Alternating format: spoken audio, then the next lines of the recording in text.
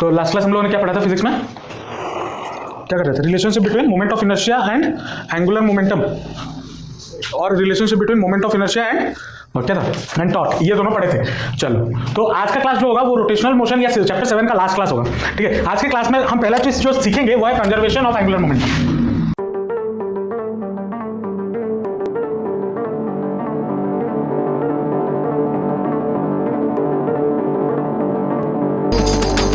अब ये conservation of angular momentum है क्या, पहले समझते हैं। मान लो कोई भी एक बॉडी है, अगर वो रोटेशनल मोशन कर रहा है, ठीक, या फिर घूम रहा है, तो अगर वो घूम रहा है तो जाहिर सी बात है उस पर कोई एक्सटर्नल फोर्स लग रहा होगा, और अगर एक्सटर्नल फोर्स है तो जाहिर सी बात है उस बॉडी पे टॉर्क भी अप्लाई हो रहा होगा या नहीं हो रहा होगा। अब अगर मैं टॉर्क को जीरो कर देता हूं, ठीक है, अगर मैं टॉर्क को जीरो कर देता हूं, मतलब जो एक्सटर्नल टॉर्क है अगर मैं उसको जीरो कर दूं, तो टॉर्क का फॉर्मूला क्या होता है, torque is equal to dL upon dt, ये हमने पढ़ा था, change in angular momentum upon time, change in time, torque का फॉर्मूला होता है। अगर मैं इसको जीरो कर दूं तो मतलब यहां पे एल हमारा क्या हो जाएगा, एल हमारा कांस्टेंट हो जाएगा, क्योंकि डिफरेंशिएशन ऑफ एनी कांस्टेंट होता है जीरो, तो यहां पे एल हमारा क्या हो गया, कांस्टेंट हो गया। तो इससे हमें क्या पता चलता है कि अगर कोई भी ऑब्जेक्ट पे अगर या फिर कोई भी रिजिड बॉडी पे अगर एक्सटर्नल टॉर्क हमारा जीरो हो जाता है तो उस बॉडी का जो एंगुलर मोमेंटम है वो हमेशा क्या होगा, कांस्टेंट होगा। और इसी से हम बोल सकते हैं कि जो angular momentum of a rigid body क्या होगा, कंजर्व्ड होगा। समझे या नहीं समझे, समझे, ठीक है। तो ये उसका एक स्टेटमेंट हो गया क्या, when total external torque acting on a rigid body is zero the total angular momentum of the body is conserved, और इसको ही हम बोलते हैं law of conservation of angular momentum. अब इसके बहुत सारे एग्जांपल्स हम अपने डे टू डे लाइफ में भी देख सकते हैं, जैसे या फिर अगर बात करो जो प्लैनेट्स घूम रहे हैं सन के चारों ओर, वहां पे भी एंगुलर मोमेंटम या एक्सटर्नल फोर्स जो है वो जीरो है, या फिर बोल सकते हो जो एंगुलर मोमेंटम है वो कांस्टेंट है। या फिर अगर देखे होगे जो डांसर्स होते हैं, बैले डांसर्स, वो अपने एक टो पे जब घूमते हैं तो वो अपने आर्म को पास ले आते हैं, और जब तेज घूमना हो तो पास ले आते हैं, और अगर स्लो डाउन करना हो तो हाथ को चौड़ा कर देते हैं। उससे क्या होता है, जो इनर्शिया होता है या बॉडी का जो सेंटर ऑफ मास होता है वो बढ़ जाता है। या फिर अगर देखे होगे जो डाइवर्स होते हैं, डाइवर्स देखो जो बहुत ऊंचे ऊंचे स्प्रिंग बोर्ड से कूद के फिर नीचे पानी में गिरते हैं, और गिरते वक्त 2-3 समरसॉल्ट लगाते हैं, घूमते हैं, ओलंपिक में स्पोर्ट्स होता है। तो ये सारे आपके कंजर्वेशन ऑफ एंगुलर मोमेंटम के ही एग्जांपल्स हैं, ठीक है, और इसी की वजह से ही वो समरसॉल्ट लगा पाते हैं, या फिर जो बैले डांसर्स हैं वो घूम पाते हैं। ठीक है, चलो, तो ये तो बात हो गई कंजर्वेशन ऑफ एंगुलर मोमेंटम की। अब इसमें और एक जो इंपॉर्टेंट चीज है जो हमें इस चैप्टर में पढ़ना है वो है रोलिंग मोशन। रोलिंग मोशन क्या होता है पता है?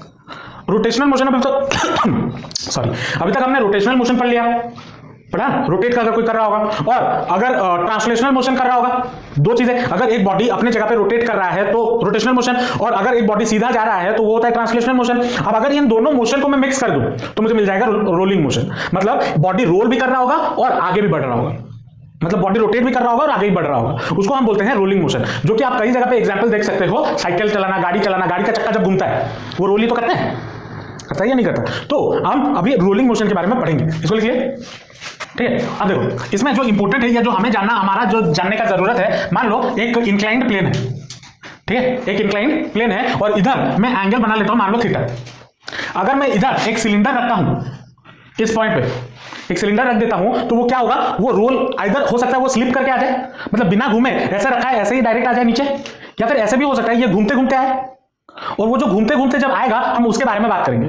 स्लीपिंग के बारे में हम इससे पहले वाले चैप्टर में पढ़ चुके हैं, विदाउट स्लीपिंग करके था, अगर एक बॉडी को इंक्लाइंड प्लेन में रखा जाता है विदाउट स्लीपिंग वो कब नीचे आएगा, ये हम पढ़े हुए हैं पहले चैप्टर में। लेकिन अगर एक बॉडी रोल करते हुए आ रहा है तो उसमें क्या क्या चीजें होंगी उसको आज हम स्टडी करेंगे, ठीक है। मान लो इसका जो मास है या वेट है वो नीचे की तरफ लग रहा होगा, mg लग रहा होगा या नहीं लग रहा होगा, और मान लो ये जो तो इसका नॉर्मल फोर्स कहां लग रहा होगा।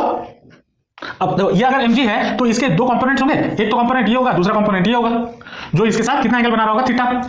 तो ये क्या हो गया, mg cos थीटा, और ये क्या हो गया, mg sin थीटा। और इसको बैलेंस करने के लिए एक नॉर्मल फोर्स ऊपर भी लग रहा होगा, नॉर्मल, और एक अगर ये आगे आ रहा है तो एक फ्रिक्शनल फोर्स भी पीछे लग रहा होगा, F। मान लो ये आगे आ रहा है विद एंगुलर एक्सेलरेशन, मान लो अल्फा, आएगा या नहीं आएगा, आएगा। तो अब हॉरिजॉन्टल फोर्स को बैलेंस करने के लिए, mg cos थीटा को बैलेंस करने के लिए हमारे पास क्या है, n है, तो n इज इक्वल टू क्या बन जाएगा, mg cos थीटा, बनेगा या नहीं बनेगा। और हॉरिजॉन्टल फोर्सेस को बैलेंस करने के लिए हमारे पास क्या होगा, mg sin theta minus f, क्योंकि आगे आ रहा है तो ये बड़ा होगा ये कम होगा, तो mg sin theta minus f बनेगा। तो f is equal to force हमारा हो जाएगा mg sin theta minus f, और फोर्स को हम मास इनटू एक्सेलरेशन भी बोल सकते हैं, ma बोल सकते हैं या नहीं बोल सकते हैं, बोल सकते हैं। अब टॉर्क का हमने क्या क्या फॉर्मूला पढ़ा हुआ है, टॉर्क इज इक्वल टू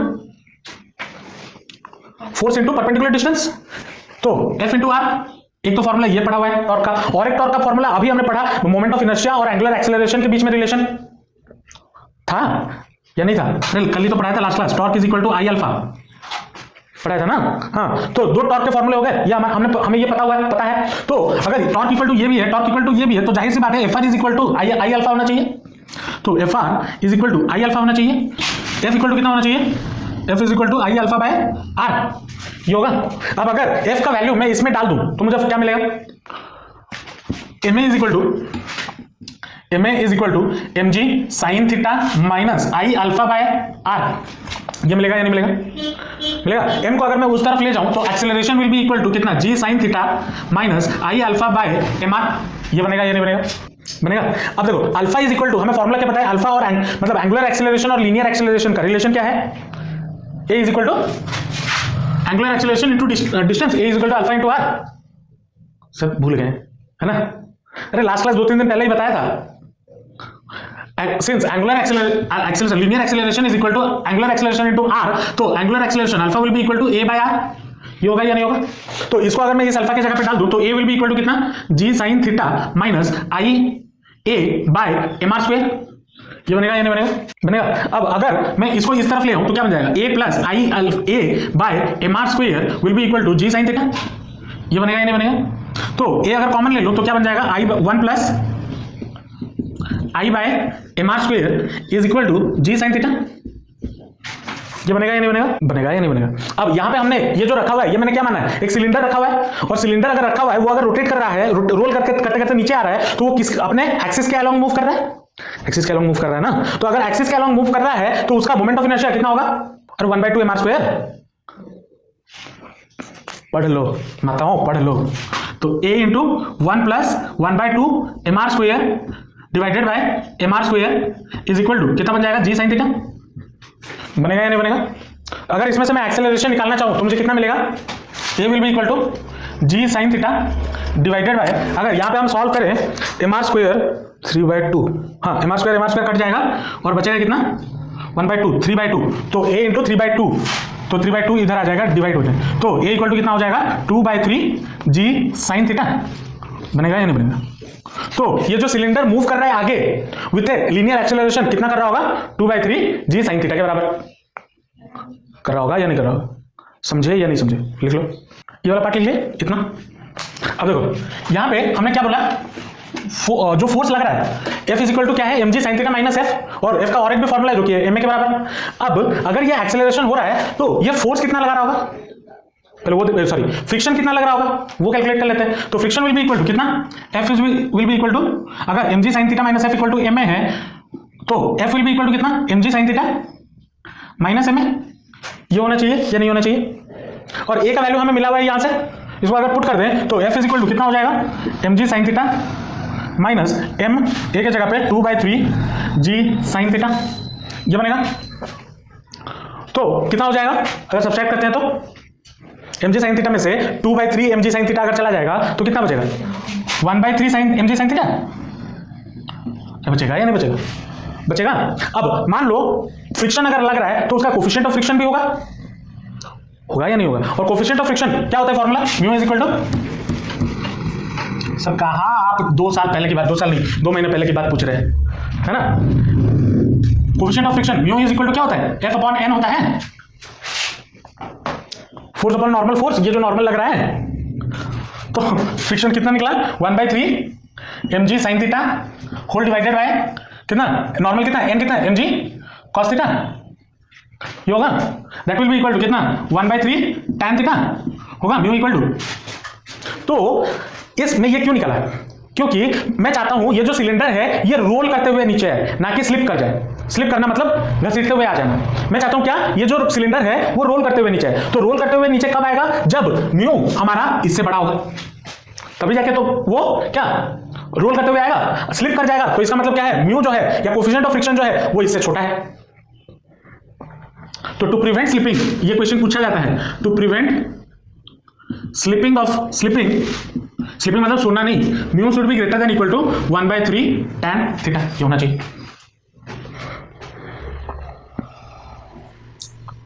समझे या नहीं समझे? समझे? तीन चीजों के बारे में बात की। पहले अगर रोल कर रहा है तो उसका एक्सेलरेशन कितना होगा, और अगर एक्सेलरेशन इतना हो रहा है तो फ्रिक्शन कितना लगा रहा होगा, इतना लगा रहा होगा, और अगर नीचे आ रहा है तो वो स्लिप ना करे, उसके लिए कंडीशन क्या होना चाहिए, ये होना चाहिए। समझे? उसके बाद बात करेंगे इसके, अगर मूव कर रहा है आगे तो जाहिर सी बात है उसमें काइनेटिक एनर्जी भी होगा। कोई बॉडी मूव करता है तो उसका काइनेटिक एनर्जी होता है, तो उसका इसका भी काइनेटिक एनर्जी होगा, वो कैलकुलेट करेंगे। पहले इसको इतना लिखो, ये वाला पार्ट लिखिए, ये वाला लिखिए। चलो अब बात करते हैं इसके काइनेटिक एनर्जी की। तो काइनेटिक एनर्जी क्या हो जाएगा, ये कर रहा है क्या, रोलिंग मोशन, और अगर रोलिंग मोशन कर रहा है तो इसमें दो प्रकार के मोशन हो रहे हैं, एक तो ट्रांसलेशनल मोशन भी हो रहा है, मतलब आगे भी बढ़ रहा है, दूसरा रोटेट भी हो रहा है। तो kinetic energy, rotational kinetic energy, total इसका kinetic energy of this body कितना हो जाएगा, translational kinetic energy plus rotational kinetic energy, ये दोनों होगा या नहीं होगा। और ट्रांसलेशनल काइनेटिक एनर्जी कितना होता है, हाफ mv स्क्वायर, और mvcm होता है इसका सेंटर ऑफ मास, क्योंकि बॉडी लिए हुए सेंटर ऑफ मास जैसे मूव कर रहा होगा। और रोटेशनल काइनेटिक एनर्जी का फॉर्मूला क्या होता है, हाफ आई ओमेगा स्क्वायर। सब भूल गए हो क्या, इसी चैप्टर में पढ़े हैं ये सब। नींद में हो तो, भूख लग रहा है तो क्या हुआ, याद नहीं है कुछ है, जो टी थोड़ा थोड़ा याद है, और बाकी थोड़ा थोड़ा कहाँ गया, हाँ होगा या नहीं होगा। तो अब देखो, तो ये आपका हो गया काइनेटिक एनर्जी। अब इसमें भी अगर हम थोड़ा और चेंजेस लाते हैं तो VCM किसके बराबर होगा, VCM क्या होता है, velocity of the centre of mass. तो दैट इज इक्वल टू, मैं क्या लिख सकता हूं, उसका radius into centre of mass,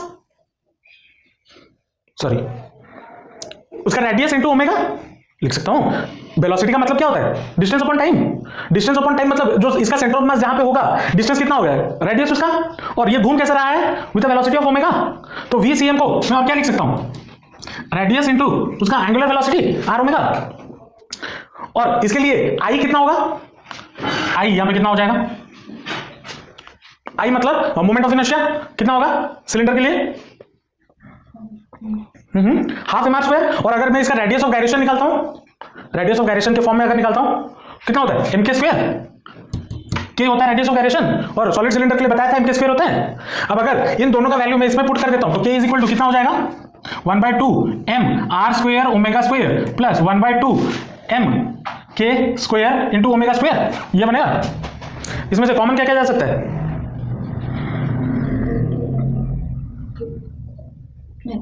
अच्छा इसको मैं रोटेट ट्रांसलेशनल को ट्रांसलेशनल रखो, VCM रखो, सॉरी VCM स्क्वायर। अब अगर इसको, इस ओमेगा को मैं चेंज कर दूं VCM के फॉर्म में तो कितना हो जाएगा, omega will be equal to VCM upon R, ये होगा।